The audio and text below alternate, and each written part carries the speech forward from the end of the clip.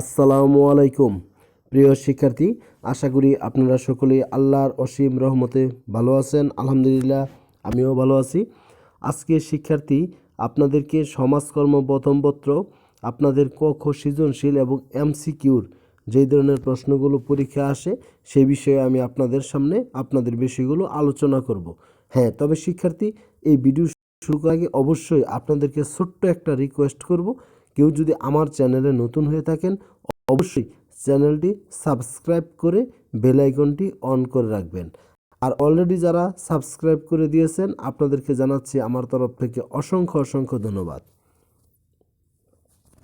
শিক্ষার্থী, এখানে যে বিষয়গুলো, সমাজকর্ম প্রথমপত্র, অবশ্যই আপনারা কোড নাম্বারটা মিলিয়ে নেবেন 1862। যারা বাংলাদেশ উন্মুক্ত বিশ্ববিদ্যালয়ের অধীনে এসএসসি পরীক্ষার কথা ভাবতেছেন, আপনাদের জন্য এই ভিডিওটি অত্যন্ত গুরুত্বপূর্ণ। কারণ আমি আপনাদের বইটা অনুসরণ করে বই থেকে যে গুরুত্বপূর্ণ অংশগুলো সেখানে তুলে ধরার চেষ্টা করেছি। শিক্ষার্থী, সমাজকর্মকে অভিহিত করা হয় কি? পাওয়ারিন পেশা হিসাবে। ইংল্যান্ডে সর্বপ্রথম সমাজকর্মের সূত্রপাত হলেও আমেরিকায় পেশাদার সমাজকর্মের পূর্ণতা লাভ করে। পরীক্ষায় যদি আসে এরকম প্রশ্ন যে সমাজকর্মের উৎপত্তি হয়েছে কোথায়, তাহলে আপনি দিবেন ইংল্যান্ডে। আর যদি বলে যে সমাজকর্মকে পেশাদার সমাজকর্মের পূর্ণতা লাভ করে কোথায়, আপনার উত্তর হবে আমেরিকায়। আর NASW এর পূর্ণরূপ কি? এটা বিগত সালে বিভিন্ন পরীক্ষা আসতে দেখা গেছে। NASW অর্থাৎ national association of social workers. একটা বিষয় মনে রাখবেন, ওয়ার্কার্স, এই বিষয়টা কিন্তু এস কিন্তু এখানে আছে, এটা খেয়াল রাখতে হবে। National association of social workers. সমাজকর্ম একটি পেশাগত কর্মকাণ্ড বা সাহায্যকারী পেশা। আপনাকে অনেক সময় থাকতে পারে সমাজকর্ম কি, আপনি দিবেন পেশাগত কর্মকাণ্ড অথবা সাহায্যকারী পেশা।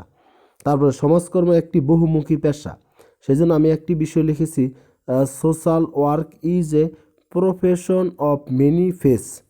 উক্তিটি কে করেছেন? Armando Morales. তারপর শিক্ষার্থী, সমাজকর্ম পেশার মূল লক্ষ্য কোনটি? মানুষকে সামাজিক ভূমিকা পালনে সক্ষম করে তোলা। এই বিষয়টার মানে কি জানেন? যে ব্যক্তি নিজেই নিজের সমস্যা সমাধান করে সক্ষম হয়ে উঠতে পারে।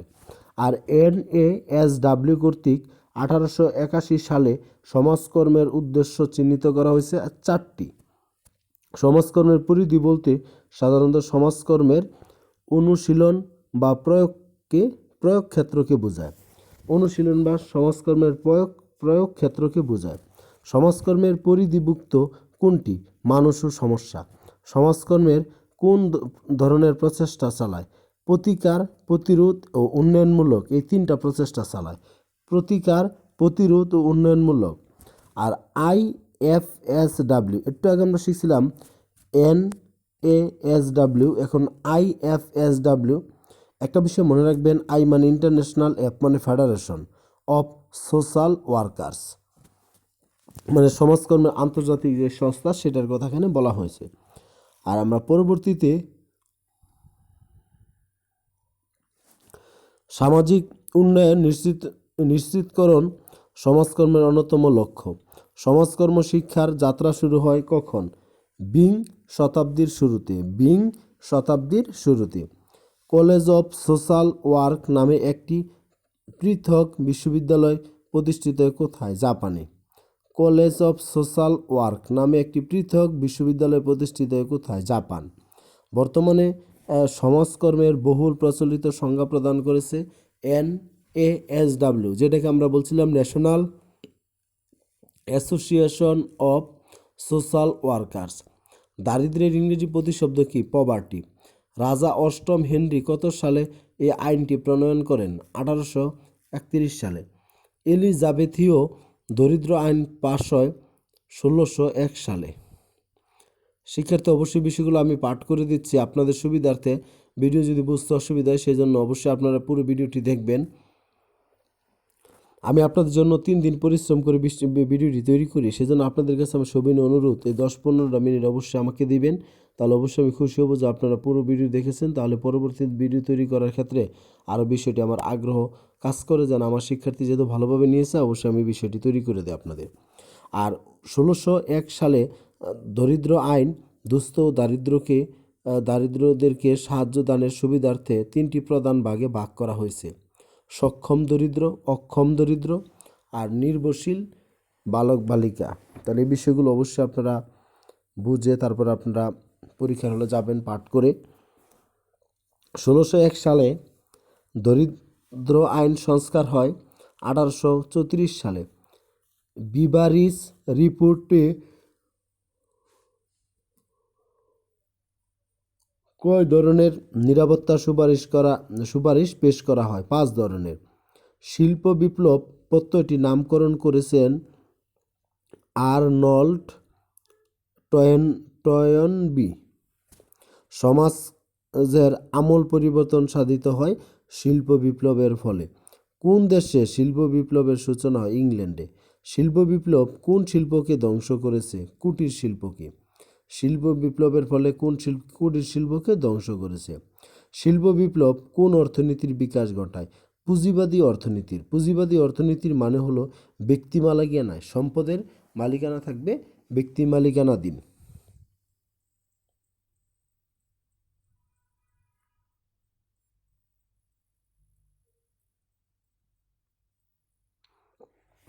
উনিশশো সালে সর্বপ্রথম আমেরিকায় হাসপাতালগুলোতে রিচমন্ড ব্যবহারিক প্রশিক্ষণের শুরু করেন। রিচমন্ড ব্যবহারিক প্রশিক্ষণ শুরু করেন।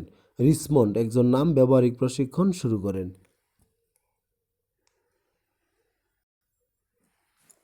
সমাজকর্ম ভিত্তিক শিক্ষা প্রতিষ্ঠানগুলো হলো new work school for social work, tata institute of social work. 1837 সালে এডওয়ার্ড সেগুয়ান মানসিক রোগীদের জন্য একটি স্কুল প্রতিষ্ঠা করেন। 1837 সালে এডওয়ার্ড সেগুয়ান মানসিক রোগীদের জন্য একটি স্কুল প্রতিষ্ঠা করেন। নির্ভরশীল শিশুদেরকে বলা হয় ইয়াতিম, বেওয়ারিশ আর হলো বিকলাঙ্গ। বিকলাঙ্গ যারা, তাদেরকে নির্ভরশীল শিশু বলা হয়। আর এনএএসডব্লিউ গঠিত হয় 1955 সালে। এখানেও একটা বিষয় শিক্ষার্থী আমি আপনাদের সামনে তুলে ধরব। আমাদের এই ওকাপেশন আর প্রফেশন, এই দুইটা থেকে পরীক্ষায় প্রশ্ন অবশ্যই বিগত সালে এসেছে এবং এই বছরও পরীক্ষার প্রশ্ন আসবে। না সৃজনশীল না এমসিকিউ, দুই ক্ষেত্রেই আপনার এটা ইম্পর্টেন্ট। সেই জন্য আপনাদেরকে ভালোভাবে বিষয়টা বোঝানোর চেষ্টা করবো, আপনারা খেয়াল করবেন কথাগুলো আমার শুনে। বৃত্তির ইংরেজি প্রতিশব্দ কি? ওকাপেশন। আর বৃত্তিজীবীদের বা বৃত্তির উদাহরণ কি? কুলি, মজুর, রিক্সা চালক বা চালনা করা, বা ঘরের কাজ, গৃহ পরিচারিকার কাজ। বলতে পারেন স্যার যে বৃত্তি কি? বৃত্তিটা কি? আমরা যে পদ বা কাজ করে আমরা জীবিকা নির্বাহ করি, সেটাই বৃত্তি। আর পেশা মূলত একটি ফার্সি শব্দ। পরীক্ষা পেশা, বাংলা পেশা মূলত কোন শব্দ থেকে এসেছে? ফার্সি শব্দ থেকে এসেছে। পেশার ইংরেজি প্রতিশব্দ আমরা বললাম প্রফেশন, যার আবিধানিক অর্থ জীবিকা বা জীবন ধারণের বিশেষ উপায়, আর হলো ওকাপেশন। তাহলে শিক্ষার্থী, প্রফেশন আর বৃত্তি দুটার মধ্যে কি ভেরিয়েশন, সেটা আমরা বোঝানোর চেষ্টা করব আজকের ভিডিওতে। অবশ্যই আপনারা পুরো ভিডিওটি দেখবেন। আর সকল পেশাই বৃত্তি, কিন্তু সকল বৃত্তি পেশা নয়। এই উক্তিটার তাৎপর্য ব্যাখ্যা করব। পেশাগুলো যত আছে সবাই বৃত্তি, কিন্তু সকল বৃত্তি পেশা নয়। একজন ডাক্তার একাধারে বৃত্তি ও পেশা, কিন্তু একজন রিক্সা চালানো শুধু একটি বৃত্তি, এটা কখনো পেশা না। আর সর্বজন স্বীকৃত পেশা হলো শিক্ষকতা। আর সমাজকর্ম পেশার 3টি বিশেষ দিক রয়েছে: কেয়ারিং, কিউরিং আর চেঞ্জিং। তাহলে শিক্ষার্থী, একটা বিষয় আমি আপনাদের সামনে তুলে ধরবো। ধরেন পেশা আর বৃত্তির বিষয়টা আমি আপনাকে বুঝিয়ে দিই। ধরেন একজন রিক্সা চালক, সে রিক্সা চালিয়ে সে তার জীবিকা নির্বাহ করে। তাহলে তার জীবিকা অর্জনের জন্য সেই পথটা সে বেছে নিছে, অতএব এটা হলো বৃত্তিমূলক কাজ, এটাকে বলা হবে ওকাপেশন। আবার ধরেন একজন ডাক্তার, ডাক্তারি করে তার জীবিকা নির্বাহ করে, সেই ক্ষেত্রে এটাকে আমরা অকাপেশনও বলতে পারবো, আবার পেশাও বলতে পারবো। কেন? কারণ এই ডাক্তারি পেশাটা, ওকালতি পেশাটা, শিক্ষকতা পেশাটা সমাজ স্বীকৃত। মানুষ যে বিষয়গুলো, আসলে কোনো পেশাকে ছোটো করে দেখা উচিত না, তারপরও বিষয়টা হলো সমাজ স্বীকৃত, সেই জন্য আমরা এই বিষয়টাকে এখানে গুরুত্বের সাথে নেওয়ার চেষ্টা করব। তাহলে বিষয়টা হলো ওকালতি, উকিল বা ডাক্তার বা শিক্ষক, এরা হলো আপনার হলো পেশা এবং হলো বৃত্তি দুইটাই। কারণ সে আগে বৃত্তি জীবিকা নির্বাহ করছে এর করে, আবার এটা সামাজিক কি সম্মানও আছে, তাহলে সেই ক্ষেত্রে এটা পেশাও আবার বৃত্তিও। কিন্তু রিক্সা চালক, জেলে, কুলি, এরা শুধু বৃত্তিমূলক, কারণ এরা সমাজ ওইভাবে স্বীকৃত না, মানুষের এটাকে ছোটো করে দেখে, যদিও এটা আমাদের করা ঠিক না। তারপরে শিক্ষার্থী, পরবর্তীতে বিষয়গুলো আমি আপনাদের সাথে তুলে ধরবো। আপনাদেরকে বলি অবশ্যই আপনারা পাঠগুলো ভালো করে পড়েন, কারণ আপনাদের বই থেকে সুন্দর করে বিষয়গুলো তৈরি করা হয়েছে। এগুলো যদি পড়ে যদি আপনারা যান, অবশ্যই অবশ্যই আপনার প্রশ্ন কমন পড়বে, সেই ব্যাপারে কোনো সন্দেহ নাই। সমাজকর্ম পেশার স্বতন্ত্র বৈশিষ্ট্য কী? সামাজিক হস্তক্ষেপ আর মূল্যবোধ শব্দের ইংরেজি প্রতিশব্দ ভ্যালুস। মূল্যবোধকে 4 ভাগে ভাগ করা হয়: সামাজিক মূল্যবোধ, ধর্মীয় মূল্যবোধ, ব্যক্তিগত মূল্যবোধ। মূল্যবোধ একটি অলিখিত সামাজিক বিধান। আসলে মূল্যবোধ এটা নীতি থেকে তৈরি হয়, আপনাকে কেউ এটা শিক্ষা দিতে পারবে না। তারপরে value base of social work গ্রন্থটি কার? Charles S Levy. সমাজকর্ম মূল্যবোধ হচ্ছে সমাজকর্মীর আচার আচরণ নিয়ন্ত্রণ ও পরিচালনার ভিত্তি। BCSWE এর পূর্ণরূপ। আমরা শিক্ষার্থী একটু আগে আমরা শিখাইছিলাম যে NASW, তারপরে শিখেছিলাম IFSW, এখন আমরা চলে আসছি বিষয়টা হলো BCSWE। এটা হলো বাংলাদেশের প্রেক্ষাপটে Bangladesh council for social work education. সমাজের মানুষের আচরণ মানদণ্ড হিসাবে কাজ করে সামাজিক মূল্যবোধ। পেশা মূল্য বৃত্তির মধ্যে সম্পর্ক হচ্ছে পেশা হতে হলে বৃত্তি হতে হবে, কিন্তু সকল পেশায় বৃত্তি, কিন্তু সকল বৃত্তি পেশা না। পেশা হতে হলে অবশ্যই বৃত্তি হতে হবে, কিন্তু বৃত্তি হতে হলে পেশা হতে হবে এরকম কোনো ধরাবাঁধা নিয়ম নাই। তবে সমাজবিজ্ঞানী আর্নেস্ট গ্রিনউড পেশা স্বতন্ত্র বৈশিষ্ট্য উল্লেখ করেন, যে সুশৃঙ্খল জ্ঞানভাণ্ডার, পেশাগত কর্তৃত্ব, পেশাগত সংস্কৃতি। তারপরে সামাজিক নিরাপত্তা 3 প্রকার: সামাজিক বীমা, সামাজিক সাহায্য, সমাজ সেবা। সামাজিক নিরাপত্তা হলো প্রতিরক্ষামূলক প্রতিষ্ঠান,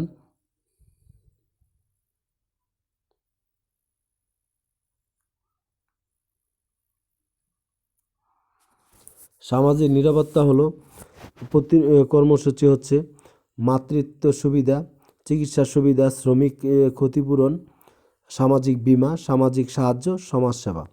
সতীদাহ প্রথা দণ্ডনীয় অপরাধ বলে ঘোষণা করেন লর্ড বেন্টিং। 1829 সালে সতীদাহ প্রথা তিনি বন্ধ করেন। সতীদাহ নিয়ে যে পত্রিকা প্রতিবেদন পেশ করা হয়, সমাচার দর্পণ। সতীদাহ শব্দের অর্থ কী?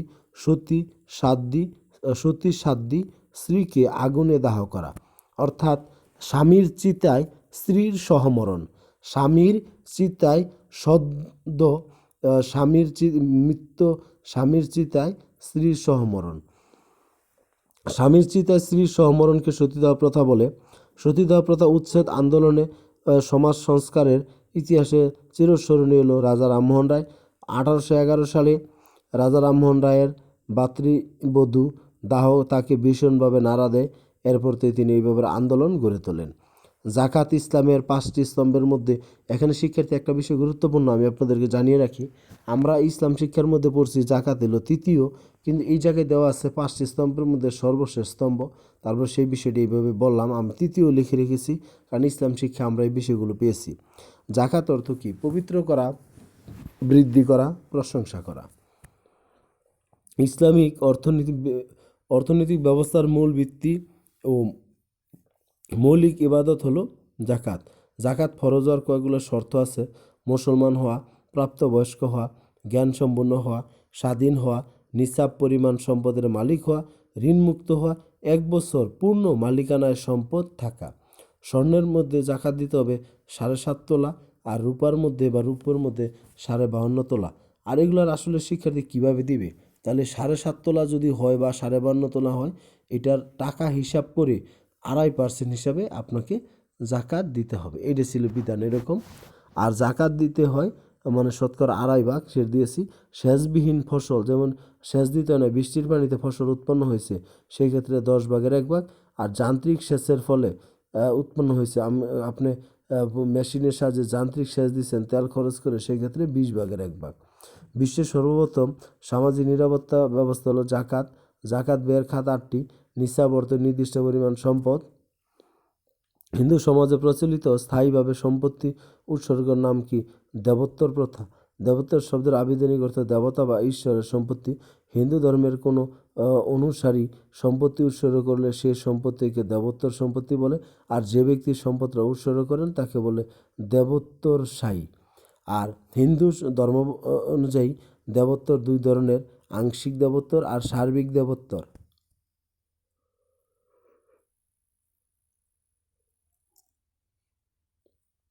দেবোত্তর সম্পত্তির রক্ষণাবেক্ষণকারীকে বলা হয় তত্ত্বাবধানকারী। সনাতন সমাজকল্যাণের প্রাতিষ্ঠানিক রূপ পরিচায়ক হলো ওয়াকফ। সনাতন সমাজ কল্যাণের প্রাতিষ্ঠানিক রূপের পরিচায়ক হলো ওয়াকফ। ওয়াকফ শব্দের অর্থ হলো আটক। প্রকৃতিগত দিক থেকে ওয়াকফ 2 প্রকার: ওয়াকফ-ই খায়রি, ওয়াকফ-ই আহলি। শিক্ষার্থী, ব্যবহারিক দিক থেকে ওয়াকফ হলো 3 প্রকার, ওই আগের 2টা থাকবেই, ওয়াকফ-ই খায়রি, ওয়াকফ-ই আহলি, আর একটা হলো 3 নম্বরটা হলো ওয়াকফ-ই লিল্লাহ। এখন এই বিষয়গুলো আমি আপনাদের বোঝানোর চেষ্টা করব, সেই জন্য অবশ্যই আপনারা আমার কথাগুলো শোনেন, দেখুন আলহামদুলিল্লাহ আপনাদের এই বিষয়গুলো পড়তে সুবিধা হবে।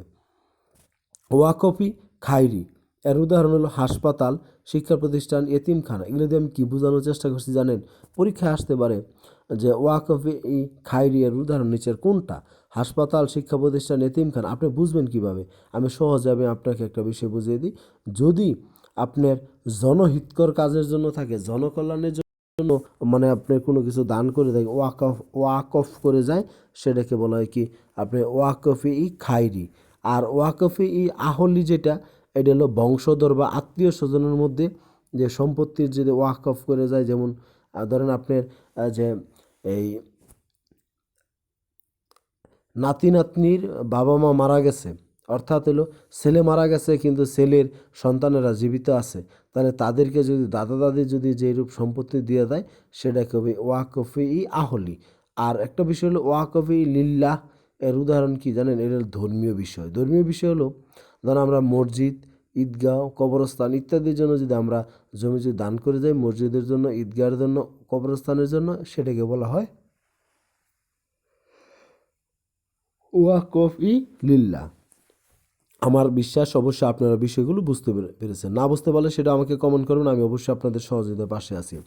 বাংলাদেশে সমাজ কল্যাণ ও সামাজিক নিরাপত্তার ক্ষেত্রে ওয়াকফকৃত সম্পত্তির মধ্যে সলিমুল্লাহ মুসলিম এতিমখানা, ইসলামিয়া চক্ষু হাসপাতাল, আঞ্জুমান মফিদুল ইসলাম, হামদর্দ দাওয়াখানা, এগুলো হলো কি আপনার হলো এই ওয়াকফের মধ্যে পড়ে।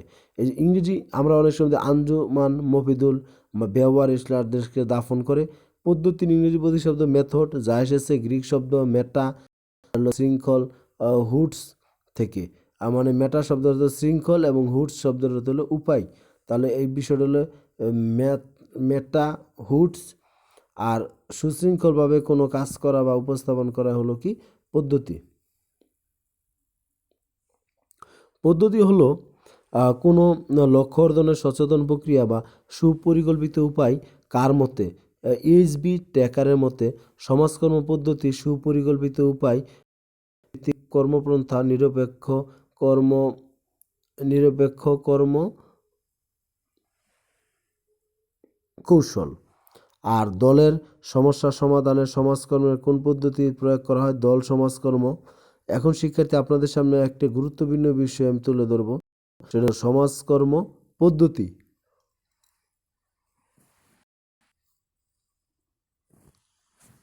সমাজকর্ম পদ্ধতির আমি এখানে একটা প্রকারভেদ দিয়েছি। প্রথম বলছি মৌলিক পদ্ধতি, সহায়ক পদ্ধতি। মৌলিক পদ্ধতিকে দেখেন আবার 3 ভাগে ভাগ করেছি, সহায়ক পদ্ধতিকে আবার 3 ভাগে ভাগ করেছি। তাহলে আপনি মনে রাখবেন সমাজকর্ম পদ্ধতি প্রথমত 2 প্রকার, তারপরে আবার মৌলিক পদ্ধতি 3, সহায়ক পদ্ধতি 3। ব্যক্তি সমাজকর্ম, দল সমাজকর্ম, আর সমষ্টি সংগঠন ও সমষ্টি উন্নয়ন। আর এখানে দিয়েছি সমাজ কল্যাণ প্রশাসন, সমাজকর্ম গবেষণা ও সামাজিক কার্যক্রম।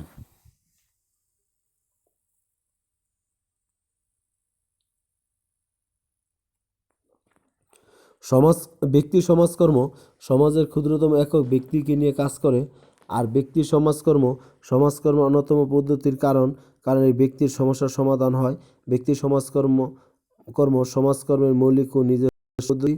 একটা সংজ্ঞা দিয়েছি, a person with a problems comes to a place where a professional representative helps him a given process. তাহলে এ পারসন একজন ব্যক্তি, এ প্রবলেমস মানে একটা সমস্যা, এ প্লেস মানে একটা স্থান, এ প্রফেশনাল রিপ্রেজেন্টেটিভ পেশাদার হলো সমাজকর্মী, আর হলো এ প্রসেস মানে প্রক্রিয়া। তাহলে শিক্ষার্থী এটা হলো আমাদের সমাজ কল্যাণ। কারোর মতে এইচএস পার্লম্যান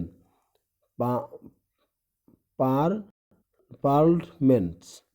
আর ব্যক্তি সমাজকর্ম উপাদান 5টি। ব্যক্তি সমাজকর্মের মূল উপাদান হলো ব্যক্তি, যাকে ব্যক্তি সমাজকর্মের প্রাণ বলা হয়। সমাজকর্ম প্রাণ বলা হয় ব্যক্তিকে। আর স্থানকে সমাজকর্ম পরিবেশনের সোশ্যাল এজেন্সি বলা হয়।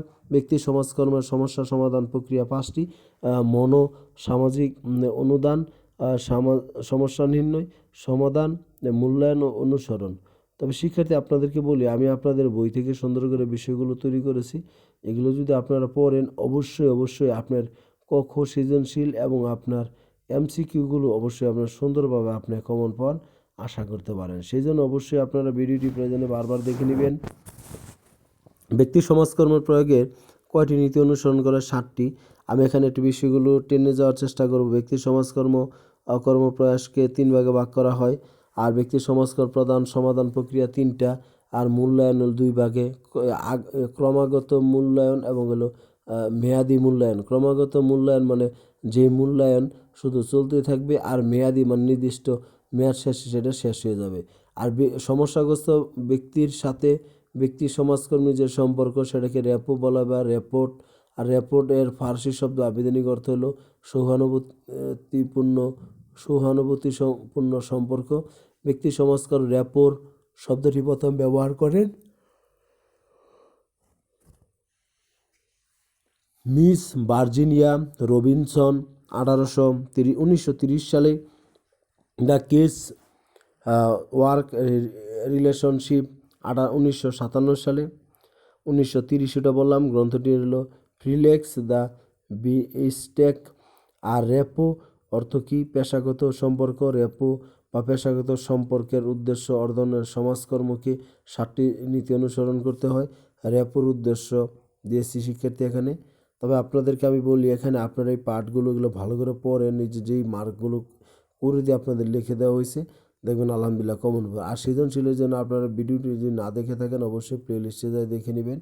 আরেকটা বিষয় এখানে একটা সব কিছুর মাঝখানে আরেকটা বিষয় প্রবেশ করে দিয়েছি, সিকিউ অর্থাৎ 122 নাম্বার পেজে সৃজনশীলের দেখবেন 1 নাম্বার আর 2 নাম্বার। এই সৃজনশীল দুইটা মোটামুটি ইম্পর্টেন্ট আছে। তারপর সৃজনশীল কমন পড়বে না, মূল পাঠটা কমন পড়বে।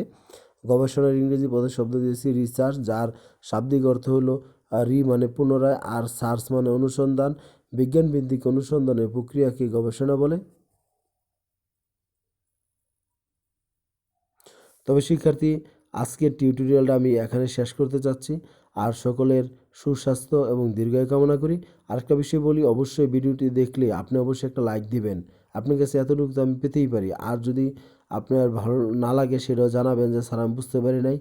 আর একটা বিষয়, অবশ্যই আপনারা আমার চ্যানেলটাকে বড় একটা চ্যানেলে পরিণত করবেন, আমাকে সাপোর্ট করবেন।